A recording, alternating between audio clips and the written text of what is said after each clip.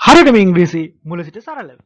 අයිබෝන් යාළුවනේ 14 වෙනි පාඩමෙන් අද අපි කතා කරන්න යන්නේ වාක්‍ය නිර්මාණය කිරීම පිළිබඳව තවදුරටත්. අපි ගිය පාර පාඩමේදී නාමපද විවිධ ආකාරවලට විවිධ ස්වරූප වලට හැඩගැසෙන ආකාරය කතා කරා. එහෙමනම් අද බලමු කොහොමද තවදුරටත් අපි වාක්‍ය නිර්මාණය කෙරෙහි යොමු වෙන්නේ කියලා. හොඳයි. ඔයාලා මගේ channel එක subscribe කරලා නැත්නම් subscribe කරන්න ඉංග්‍රීසි YouTube නාලිකාව. ඔයාලට පුළුවන් ඉංග්‍රීසි හරියටම ඉගෙන ගන්න සරලව අවස්ථාවේ සිට. හොඳ. අපි බලමු එහෙනම් අද පාඩම. අපි ගත්තොත් මේ boy කියන නාමපදය ගිය පාර පාඩමේදී කතා කරා වගේ articles. කියන ආටිකල් එක දාපුවාම මේක පිරිමි ළමෙක්. boy කියන නාමපදය boy කියන්නේ පිරිමි ළමයාට කියන පදයනේ. boy කියන නාමපදය. boy කියන නාමපදය කියන්නේ පිරිමි ළමයා. එහෙමනම් යාළුවනේ boy කියන්නේ පිරිමි ළමයෙක්. boy කියන්නේ පිරිමි ළමයෙක්. එතකොට අපි මෙන්න මේ කියන boy කියන නාමපදයට අපි දන්නවා නාමපදේ වාක්‍යවල පවතින්නේ ආටිකල්. ආටිකල් කියන පදත් එක්ක. අපි ඉගෙන ගිය පාර වීඩියෝ එකේ කතා කරා. ඔයාලට මගේ මේ වීඩියෝ එක බලන්න පුළුවන් 13 වෙනි පාඩම. දැන් boy පිරිමි ළමයෙක් කියන වචනේට අපි පිරිමි ළමයෙක් කියන නාමපදයට අපි එකතු කරනවා with a boy කියන with කියන නිපාතය. with කියන්නේ with කියන පදේ තේරුම තමයි යාළුවනේ තනියම ගත්තාම with කියන එකේ තේරුම සමග. යම් කිසි කෙනෙක් සමග. මම කිරිබත් සමග ලුණු මිරිස්. එතකොට අපිට ඒ වගේ අවස්ථාවල with යොදා ගන්න. මම මගේ යාළුවා සමග with my friend. with my friend. with a book පොතක් සමග. පොතක් සමග පෑනක්. pen with a book. මොනවා විදිහට with කියන්නේ සමග. එතකොට with a boy කිව්වහම එන්නේ යාළුවනේ පිරිමි ළමයෙක් සමග. boy කියන්නේ පිරිමි ළමයා. a boy කියවම පිරිමි ළමයෙක්. with a boy කියවම පිරිමි ළමයෙක් සමග. ඊළඟට මම මෙන්න මේ කියන නාමපදය අපි කලින් ඉගෙන ගත්තා වගේ adjectives නැත්නම් නාම විශේෂණ ගැන අපි කතා කරද්දී ඉගෙන ගත්තා යම් කිසි නාමපදයක් විශේෂයෙන් දැක්වීමට එහි මොකක් හරි ගුණාංගයක් දැක්වීමට අපිට පුළුවන් නාම විශේෂණ යොදා ගන්න. එහෙමයි යාළුවනේ ඔය විදිහට මේ noun කියන නාමපදයට good කියන adjective එක good කියන නාම විශේෂණ යොදා ගත්තාම ඒ boy කියන පිරිමි ළමයා කියන වචනය good boy කියවම හොඳ පිරිමි ළමයා බවට පත් වෙනවා. එහෙමනම් good boy කියන්නේ හොඳ පිරිමි ළමයෙක්. එතකොට අපි with කියන නිපාතය මේකට එකතු කරපුවාම හොඳ පිරිමි ළමයෙක් සමග with a good boy. ඔන්න ඔය විදිහට අපිට noun clause එකක්. මේකට අපි clause කියලා කියනවා. වාක්‍ය අංශයක්. වාක්‍යයක කොටසක්. දැන් මේක වාක්‍යයක් නෙමෙයි. නේද? වාක්‍යයක කොටසක්. මොකද සම්පූර්ණ අර්ථයක් මේ කොටසෙන් ලැබෙන්නේ නැති නිසා අපි වට කියන වාක්‍යාංශ කියලා. එතකොට clause ඉංග්‍රීසියෙන් කියනවා නම් clause වාක්‍යාංශ with a good boy. හොඳ පිරිමි ළමයෙක් සමග. දැන් මොකක්ද දන්නේ වෙන්නේ? හොඳ පිරිමි ළමයෙක් සමග. එච්චරයි.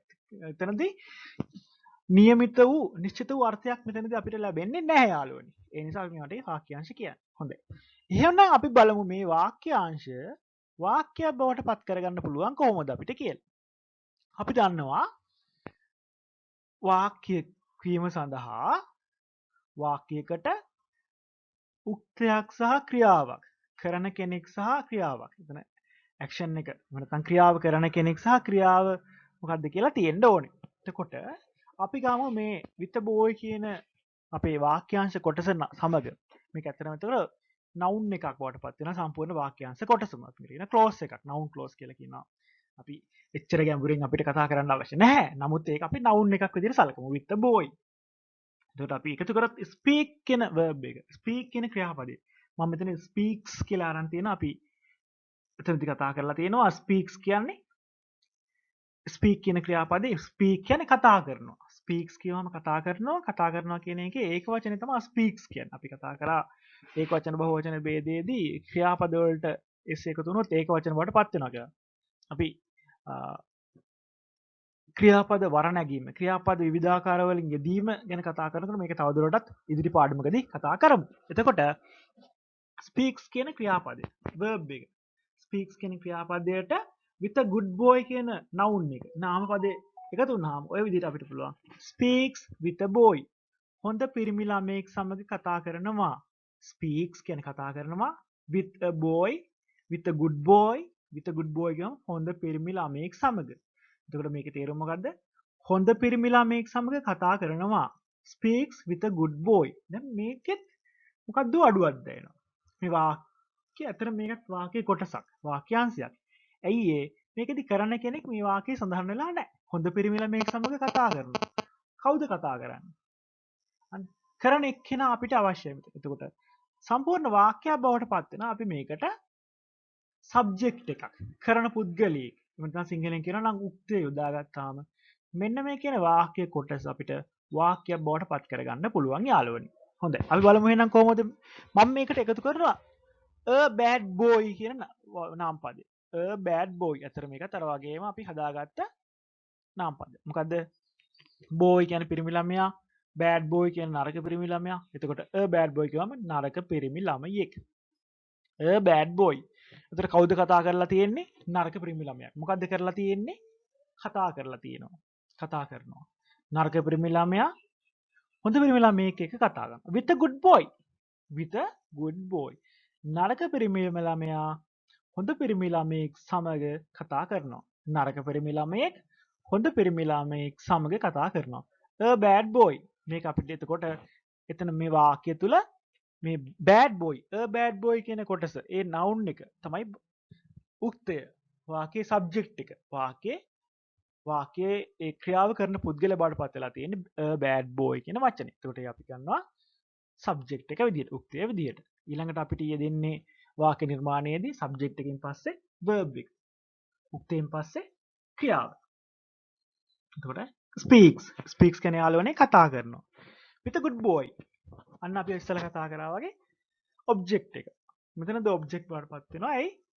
මෙයා අර කතෘගෙන් ක්‍රියාවට යටත් වෙන තැනෙත්තා. නරක පිරිමි ළමයා කතා කරන්නේ කාත් එක්කද? නරක පිරිමි ළමයෙක් කතා කරන්නේ හොඳ පිරිමි ළමයෙක් එක්ක. එහෙනම් with a good boy. මේ අනුව අපිට සරලවම මේ වාක්‍ය නිර්මාණයේ යම්කිසි අදහසක් මේකෙන් අපිට ගන්න පුළුවන්. එතකොට subject එක තියෙනවා, verb එක තියෙනවා, object එක තියෙනවා.